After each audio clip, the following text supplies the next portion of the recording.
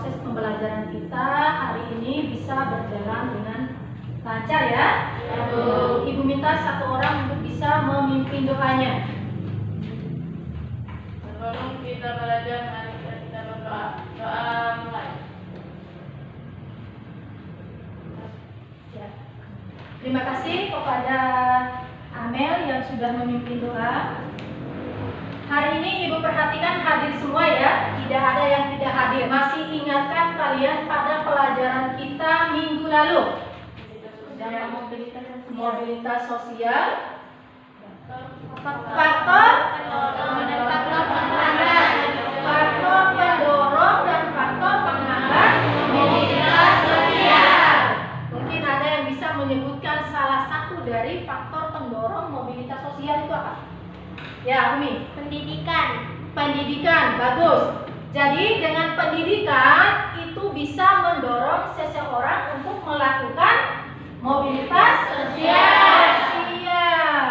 Hari ini kita akan mempelajari materi kita yaitu dampak mobilitas sosial. Nah, adapun yang menjadi tujuan pembelajaran kita pada hari ini, yang pertama, setelah kalian mempelajari, kalian bisa menganalisis dampak dari mobilitas sosial. Dan yang kedua, itu kalian dapat menguraikan contoh-contoh dari konflik yang terjadi. Ya, jadi konflik itu kan bisa saja terjadi di mana saja ya. Dan yang terakhir, ya, kalian bisa melaksanakan diskusi dan presentasi. Ya. Dampak negatif dari mobilitas sosial. Yang pertama, itu konflik antar kelas sosial. Yang kedua, konflik antar kelompok sosial. Yang berikutnya, konflik antar generasi. Yang keempat, kurangnya rasa solidaritas. Dan yang terakhir, gangguan psikologis. Jadi di samping mobilitas sosial ini memberikan dampak negatif, tetapi mobilitas sosial ini juga memberikan dampak yang positif. Ya, di sini kita bisa perhatikan apa saja yang menjadi dampak positif dari mobilitas sosial. Yang pertama itu apa? Meningkatkan produktivitas. Yang kedua, setiap individu memiliki kesempatan menaikkan status sosialnya. Dan yang ketiga, mempercepat tingkat perubahan sosial masyarakat. Yang keempat, meningkatkan integritas sosial. Contoh dari konflik antar kelas sosial ini adalah terjadinya konflik antar buruh dan perusahaan. Sekarang Ibu minta kalian mengamati gambar. Ini gambar 1 ya. Sudah kalian perhatikan? Terus gambar 3. Nah, apa yang terjadi pada gambar 1 ini? Terjadi konflik antara buruh dan pemimpin perusahaan. Terjadinya konflik antara buruh dengan pemimpin perusahaan. Terus gambar 2. Nah, kira-kira apa yang terjadi di sini? Terlihat sekelompok orang sedang melakukan tawuran. Terlihat sekelompok orang yang sedang melakukan tawuran ya. Jadi di gambar ini terlihat adanya konflik antara generasi ya. Pengertian dari konflik itu apa? Konflik adalah sebuah pertentangan atau perselisihan yang terjadi antar individu atau kelompok karena sebab-sebab tertentu. Ya, jadi konflik itu sebelum masuk ke pengertiannya, konflik itu sama dengan perselisihan, pertikaian. Ya, faktor penyebab terjadinya konflik itu apa saja? Perbedaan antar individu, perbedaan antar kebudayaan, perbedaan kepentingan, perbedaan etnis, perbedaan ras, perbedaan agama. Ya, kira-kira bagaimana cara kita mengatasi agar tidak terjadi konflik? kira-kira yang harus kita lakukan agar konflik ini bisa kita minimalisir? Ya, siapa yang bisa jawab? Umi.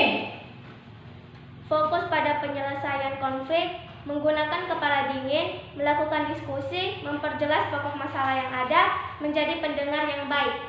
Ya, jadi seperti apa yang sudah diuraikan oleh teman kalian tadi, bisa kita terapkan agar bisa kita minimalisir terjadinya konflik. Salah satunya tadi fokus pada Penyelesaian masalahnya. Kalian bisa bergabung dengan kelompok yang sudah ibu bagikan sebelumnya. Silakan kalian gabung dulu dengan kelompoknya. Ya, baiklah.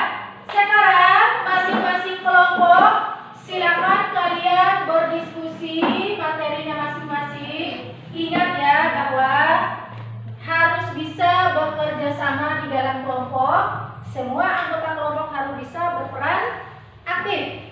Ya, silakan ibu kasih waktu 20 menit untuk kalian berdiskusi.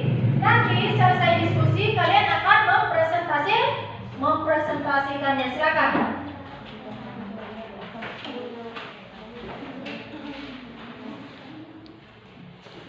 Ya, kalau ada yang kurang jelas nanti boleh ditanyakan.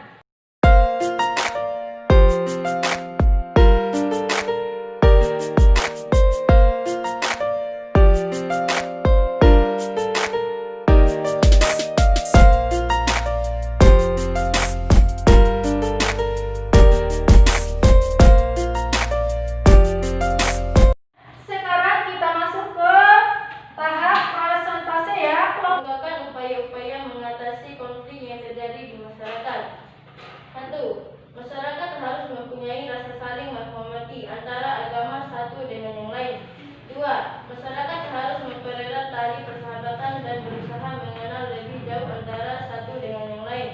3. Mempunyai kesadaran bahwa setiap agama yang dianut masyarakat membawa misi kedamaian.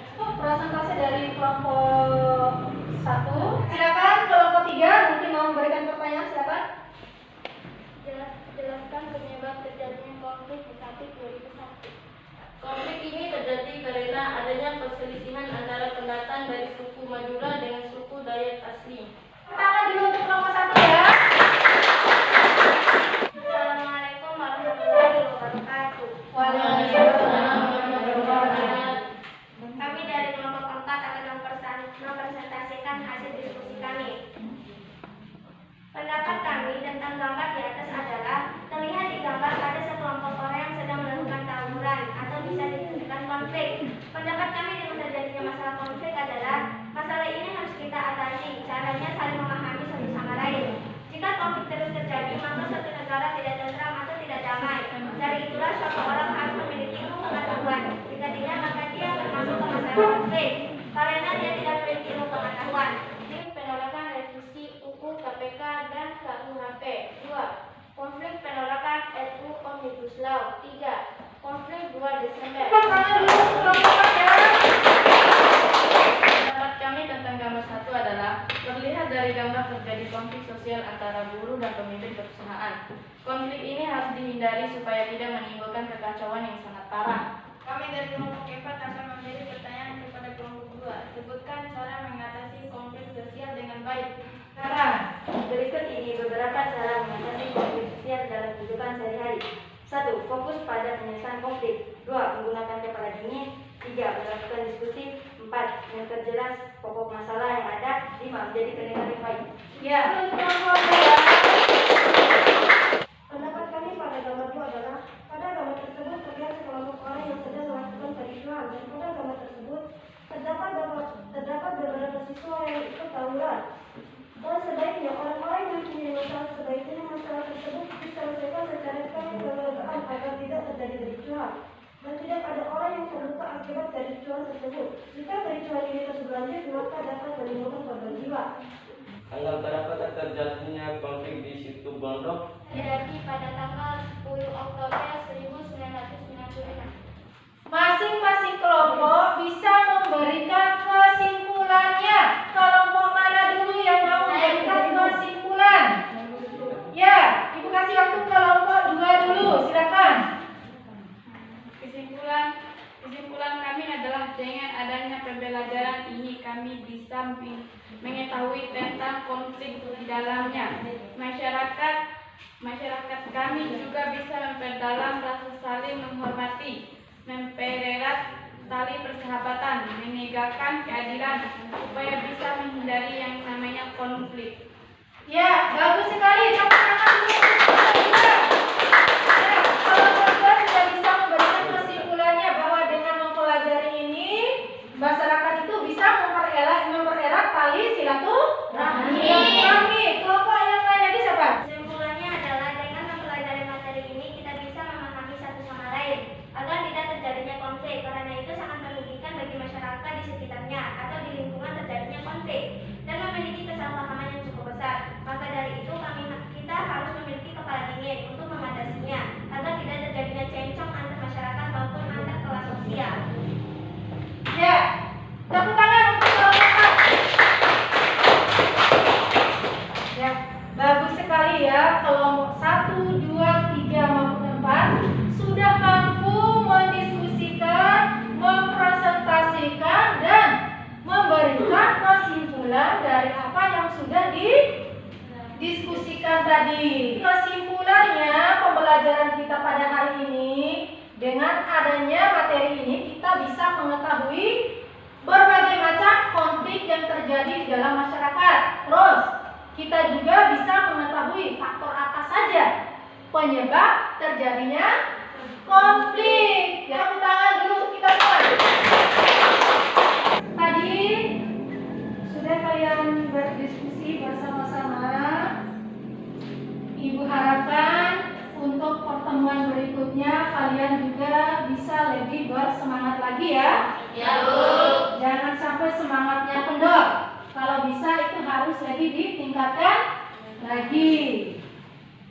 Jadi untuk pertemuan hari ini Ibu rasa Ibu cukupkan sekian ya.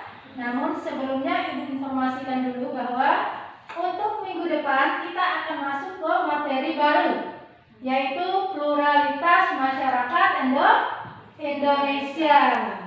Jadi sekali lagi di rumah kalian harus tetap membuka buku pelajarannya agar apa yang kalian pelajari di sekolah bisa lebih diingat lagi ya.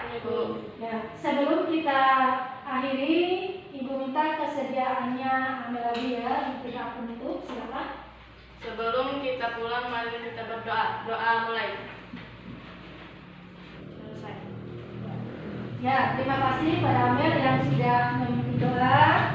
Baiklah anak-anak, hari ini kita akhiri. Assalamualaikum warahmatullahi wabarakatuh.